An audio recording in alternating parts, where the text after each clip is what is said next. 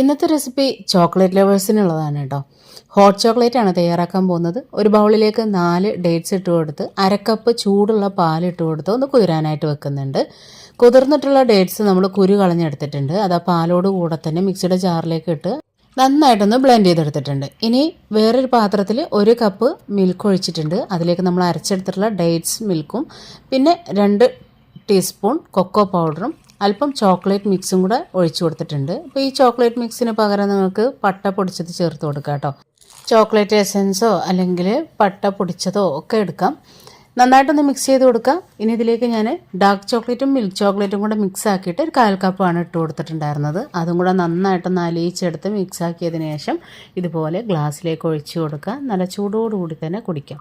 അപ്പോൾ ഇതിന് മുകളിലായിട്ട് വേണമെന്നുണ്ടെങ്കിൽ ഡെക്കറേഷന് വേണ്ടിയിട്ട് അല്പം വിപ്പിംഗ് ക്രീം ബീറ്റ് ചെയ്തതും കൂടെ വെച്ച് കൊടുക്കുക കേട്ടോ. ഇതിന് പകരമായിട്ട് ഏതെങ്കിലും ഫ്ലേവറിലുള്ള ഐസ്ക്രീം വെച്ച് കൊടുത്താലും മതി. ഓപ്ഷണലാണ്, വേണമെന്നുണ്ടെങ്കിൽ ചേർത്താൽ മതി. അപ്പോൾ ട്രൈ ചെയ്ത് നോക്കാൻ മറക്കരുത്. താങ്ക്